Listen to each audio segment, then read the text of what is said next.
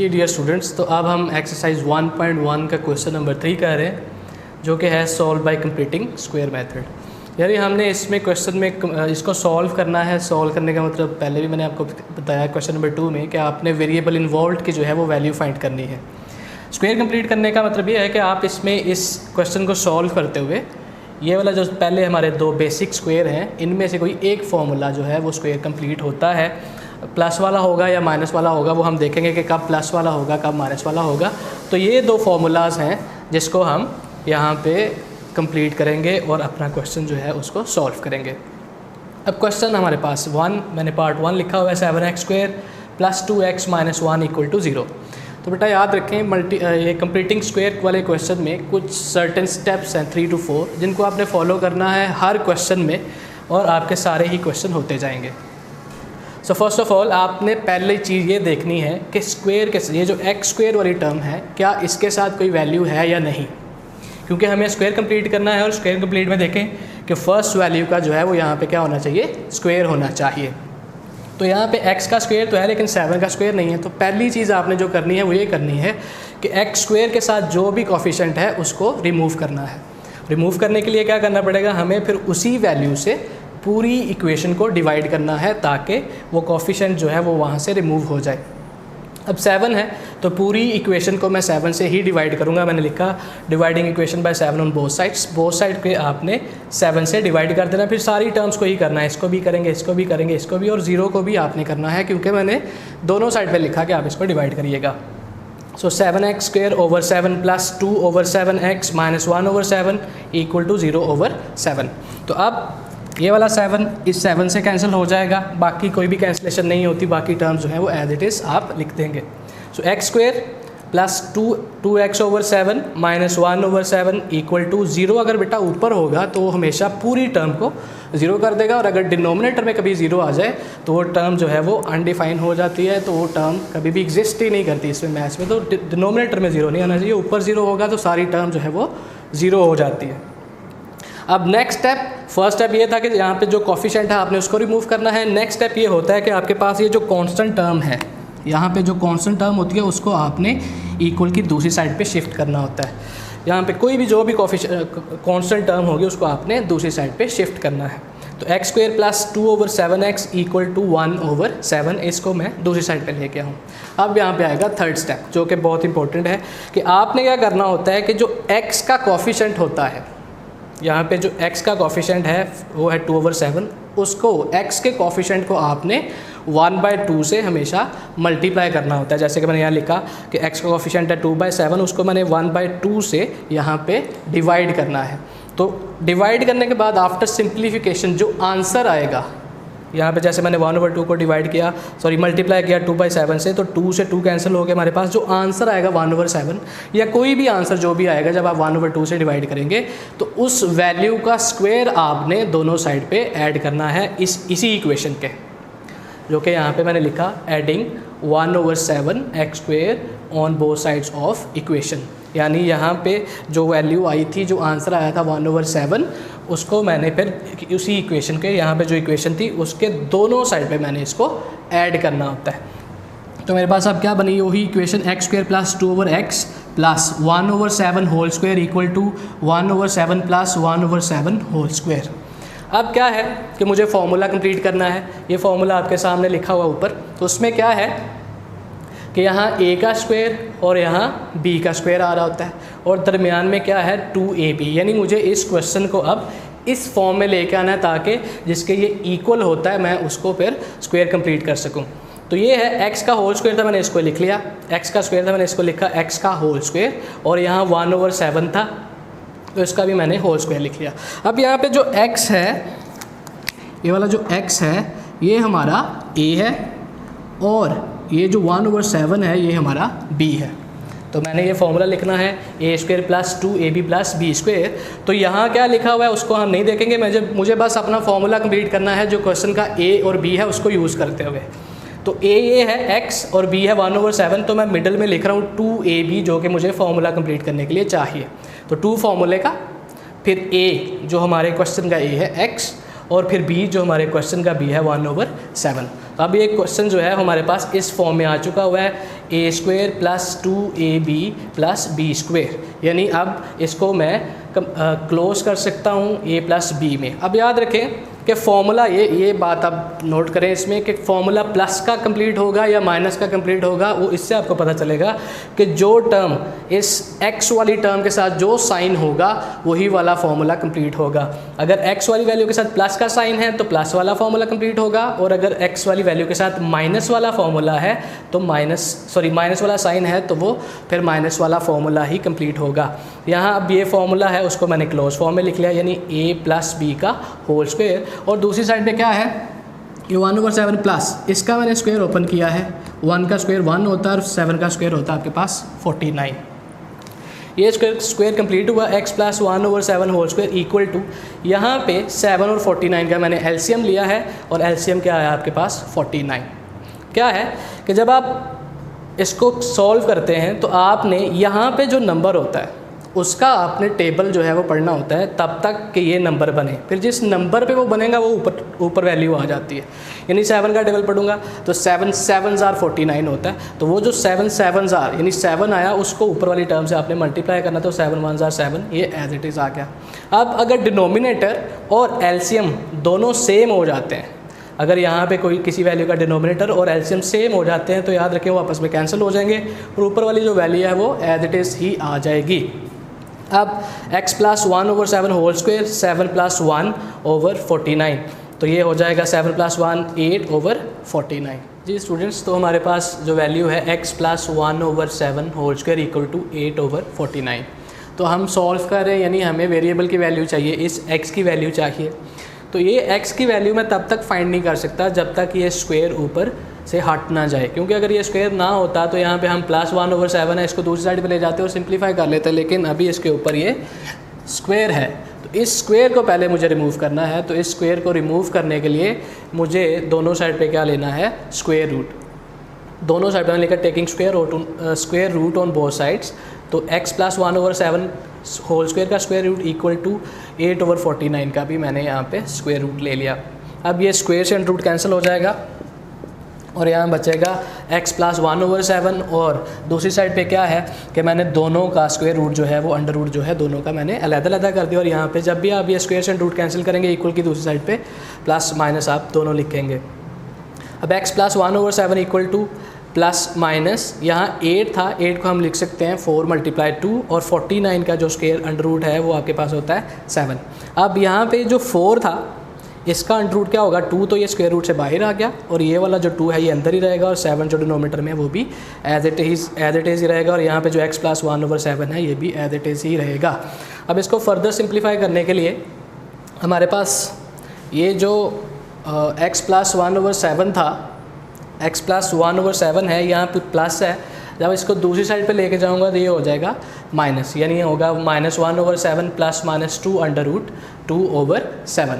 अब इसका मुझे एलसीएम लेना है, क्योंकि दोनों ही डिनोमिनेटर सेम है तो वही एलसीएम आ जाएगा, तो 7 7 था, 7 एलसीएम आ गया। अब डिनोमिनेटर और एलसीएम अगर सेम हो जाएं तो दोनों कैंसिल हो जाते हैं, ऊपर वाली वैल्यू एज इट इज़ आ जाएगी, यानी ये -1 प्लस माइनस यहाँ भी 7 से 7 कैंसिल, और ये 2 अंडर रूट 2, और इस यही आपका क्या हो जाएगा, इसका सोल्यूशन सेट भी हो जाएगा। ओके डियर स्टूडेंट्स, अब क्वेश्चन नंबर 3 एक्सरसाइज 1.1 का हम पार्ट नंबर 4 कर रहे हैं, जो कि क्वेश्चन यहाँ पे लिखा हुआ है LX² plus MX plus N equal to 0। तो अगेन फर्स्ट चीज़ जो आपने देखनी है वो ये है कि आपने x² के साथ देखना है कि कोई कोएफिशिएंट है तो आपने उसको रिमूव करना है, और रिमूव करने का तरीका क्या है कि आपने जो भी कोएफिशिएंट है उसी से पूरी इक्वेशन को डिवाइड कर देना होता है। तो यहाँ कोएफिशिएंट L है, मैंने लिखा dividing equation by L on both sides, यानी पूरी इक्वेशन को आप L से डिवाइड कर देंगे। यहाँ मैंने लिखा भी है, फर्स्ट टाइम को डिवाइड किया L से, फिर सेकंड को भी किया, थर्ड को भी किया, फिर इक्वल के उस साइड पे 0 है उसको भी हमने डिवाइड किया। अब क्या है, ये L जो है L से कैंसिल हो जाएगा, यहाँ M/L है, ये कैंसिलेशन नहीं होती, यहाँ भी कैंसिलेशन नहीं होती, यहाँ 0 ऊपर है और L डिनोमिनेटर में, ये सारा क्या हो जाएगा 0 हो जाता है। जो बचा x² plus M/L x plus N/L equal to 0। फिर हमारा सेकंड स्टेप क्या होता है कि हमने यहाँ पे जो कांस्टेंट टर्म होती है उसको इक्वल की दूसरी साइड पे शिफ्ट करना होता है, तो प्लस N/L था तो इक्वल के उस साइड पे जाके ये हो जाएगा -N/L।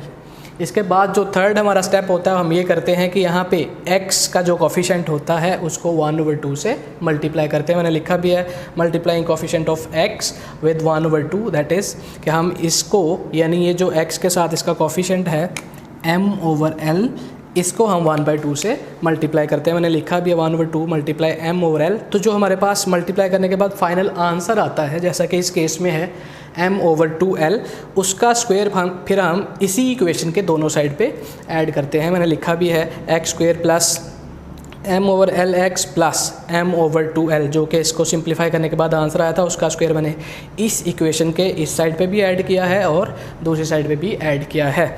अब हम इसको फर्दर फॉर्मूला कंप्लीट करने के लिए हम सिंप्लीफाई करते हैं। तो यहाँ x² लिखा होता, मैंने इसका होल स्क्वायर लिख लिया है। यहाँ m/2l का होल स्क्वायर था, वो मैंने पहले से लिखा होता, वो ये एज इट इज़ ही है। अब हमें इसको फॉर्मूला की फॉर्म में लिखना था, यानी a² plus b² plus 2ab। तो ये a है हमारा x और b है हमारा यहाँ पे m/2l। तो दरमियान मैंने फॉर्मूला लिख लिया प्लस 2ab, a हमारा x है और b हमारा यहाँ पे m/2l है। और दूसरी साइड पे minus n/l as it is plus इसका फॉर्मूला हमने ओपन कर लिया है m²/4l², x प्लस m/2l का होल स्क्वायर। ये जो फॉर्मूला था हमने उसको क्लोज कर लिया है और इस साइड पे हमने इसका एलसीएम लिया है l और 4l² का। तो इन दोनों का एलसीएम जो है वो हमारे पास होगा 4l²। अब इस एलसीएम को हमने इन दोनों के डिनोमिनेटर्स के साथ बारी बारी कंपेयर करना है। तो क्या है, यहाँ l² है, यहाँ एक l है, तो ये एक l से एक l कैंसिल हो गया, यहाँ से बचा 4l। वो जो 4l है वो इस n से मल्टीप्लाई होकर हमारे पास आ गया -4ln प्लस। अब इसी एलसीएम को हमने दूसरी टर्म के डिनोमिनेटर से कंपेयर करना था। तो 4l² दोनों सेम है। मैंने आपको पहले भी बताया था कि जब एलसीएम और डिनोमिनेटर सेम हो जाएं तो वो टर्म वहाँ पे कैंसिल आउट हो जाती हैं दोनों, और ऊपर वाली जो भी टर्म है वो एज इट इज़ आ जाती है। अब हमें यहाँ पे x की वैल्यू चाहिए, उसके ऊपर स्क्वायर है, जब तक ये स्क्वायर रिमूव नहीं होता हम यहाँ पे x की वैल्यू नहीं फाइंड कर सकते। तो इस स्क्वायर को रिमूव करने के लिए हमने दोनों साइड पे स्क्वायर रूट लिया है, taking square root on both sides. तो इस साइड पे भी स्क्वायर रूट लिया, उस साइड पे भी स्क्वायर रूट लिया। अब इस स्क्वायर से ये स्क्वायर रूट कैंसिल, हमारे पास आएगा x प्लस m/2l, और इस साइड पर जो है स्क्वायर अंडर रूट से ऊपर वाली टर्म जो है वो कैंसिल नहीं होती, लेकिन नीचे देखें आपके पास 4 का स्क्वायर और l का भी, ये 4 जो है वो 2 का स्क्वायर होता है और l² ऑलरेडी है, और इसको जब आप सिंप्लीफाइड आंसर लिखेंगे तो वो होगा 2l। अब क्या है, ये प्लस m/2l जो है इधर प्लस है इस साइड पे, जब आप इसको दूसरी साइड पे शिफ्ट करेंगे तो ये हो जाएगा -m/2l, और ये वाली टर्म एज इट इज़ ही रही। अब हमने क्या किया, इन दोनों टर्म का आपने एलसीएम लिया जो कि है 2l।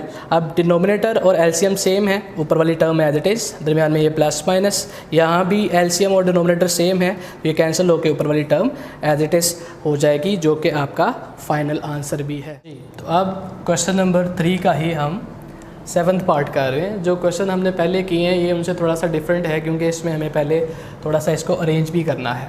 क्योंकि यहाँ पे x² के साथ माइनस है, तो हम पहले इसका साइन जो है वो चेंज करेंगे। और कैसे करेंगे, हम इसको दूसरी साइड पे शिफ्ट कर रहे हैं, तो ये -x² है, इक्वल के उस साइड पे ले जाएंगे तो ये हो जाएगा +x², और ये plus 7/2x as it is रहेगा, और ये 15/2 भी यहाँ पे एज इट इज़ ही रहेगा। अब क्या है कि इसको मैंने, क्योंकि ये दोनों साइड इक्वल हैं, अब 15/2 को उधर लिखें और इसको इधर लिखें, इससे कोई फ़र्क नहीं पड़ता, जो कि मैंने लिख भी लिया है कि x² प्लस 7/2x को मैंने इस साइड पे लिख लिया और 15/2 को उस साइड पे मैंने लिख दिया है।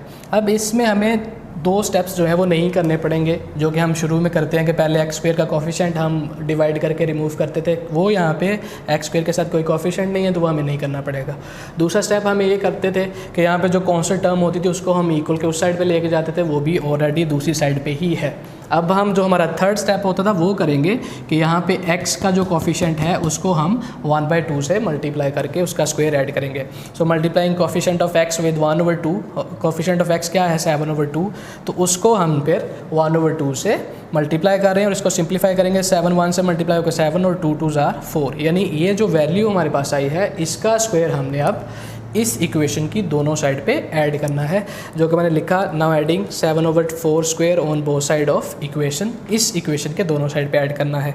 तो यहाँ पे मैंने लिख दिया इसको x स्क्वायर प्लस 7/2x, ये इसमें हमने ये जो स्क्वायर था वो ऐड किया 7/4 का square plus equal to 15/2 plus 7/4 का स्क्वायर। ये दोनों स्क्वायर मैंने दोनों साइड पे ऐड कर दिए हैं। अब हम क्या करेंगे कि वहाँ x का स्क्वायर लिखा हुआ था और ये वाला स्क्वायर ऑलरेडी था यहाँ पे, तो मैंने x का होल स्क्वायर लिख लिया और ये 7/4 का होल स्क्वायर ऑलरेडी था।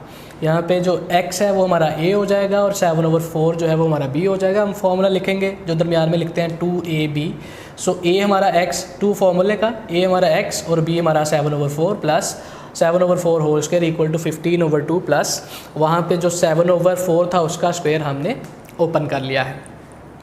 अब ये फॉर्मूला हमारे पास है a square plus 2ab plus b square, तो इसको मैं क्लोज कर रहा हूँ a प्लस b में। ये प्लस वाला फॉर्मूला कंप्लीट होगा क्योंकि यहाँ x वाली यानी मिडल वैल्यू के साथ प्लस है, अगर यहाँ माइनस होता तो माइनस वाला फॉर्मूला कंप्लीट होता। ये बात हम डिस्कस कर चुके हैं। अब इस साइड पे हम इसका एलसीएम लेंगे और एलसीएम इसका आया है 16।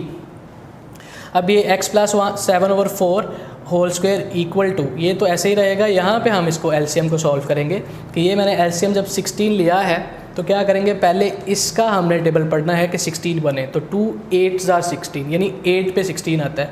वो जो 8 है वो हम 15 से मल्टीप्लाई करेंगे तो हमारे पास आएगा 120 प्लस ये, और यहाँ पे ये बहुत दफ़ा हो चुका कि अगर एलसीएम और डिनोमिनेटर सेम है तो कैंसिल होकर ऊपर वाली टर्म एज इट इज़ ही आ जाती है। अब यहाँ वाली इस साइड पे जो टर्म है as it is equal to 120 plus 49 हमारे पास होते हैं 169/16 एज इट इज़। अगेन हमें x की वैल्यू चाहिए और ये x की वैल्यू तब तक फाइंड नहीं कर सकते जब तक यहाँ से ये स्क्वायर रिमूव नहीं होता। तो इस स्क्वायर को रिमूव करने के लिए हम फिर क्या करते हैं, स्क्वायर रूट लेते हैं दोनों साइड पे। तो मैंने लिखा taking square root on both sides, इधर भी लिखा और इधर भी। ये स्क्वायर से अंडर रूट जो है वो यहाँ पे कैंसिल हो जाएगा, ये स्क्वायर से अंडर रूट कैंसिल, तो बचा x प्लस 7/4 इक्वल टू, यहाँ 169 का जो स्क्वायर रूट होता है वो 13 और 16 का जो है वो 4 होता है। और ये प्लस माइनस जब हम स्क्वायर से अंडर रूट कैंसिल करते हैं तो ये दूसरी साइड पे प्लस माइनस हम लिखते हैं। अब इस 7 प्लस 7/4 है, इसको मैं इक्वल की दूसरी साइड पे शिफ्ट करूँगा तो ये हो जाएगा -7/4 और ये plus minus 13/4 as it is रहेगा। अब इन दोनों का डिनोमिनेटर 4 है, एलसीएम भी 4 ही आ जाएगा। एलसीएम डिनोमिनेटर सेम, ऊपर वाली term as it is, plus minus LCM और डिनोमिनेटर सेम और ऊपर वाली टर्म एज इट इज़ ही आ जाएगी। अब यहाँ पे 2 टर्म्स हैं, देखो यहाँ पे प्लस भी है और माइनस भी है। अब हम करेंगे ये कि प्लस वाली वैल्यू के साथ यहाँ पे माइनस जो है एक दफ़ा प्लस 13 के साथ मैंने ओपन कर लिया है, 4 एज इट इज़ रहेगा और फिर कॉमा -7 -13 के साथ मैंने लिख लिया और डिनोमिनेटर सेम ही रहेगा 4। अब इसको फर्दर सिंप्लीफाई करेंगे, -7 प्लस 13 हमारे पास बचता है +6/4 और यहाँ पे -7 -13/4 ये हो जाएगा -20/4। अब ये 2 3s are 6 और 2 2s are 4 यानी 3/2 और यहाँ पे 4 5s are आपके पास 20 होता है और ये माइनस यहाँ पे एज इट इज़ आ जाएगा। अब इसका जो सोल्यूशन सेट है वो आपके पास बनेगा 3/2 और -5।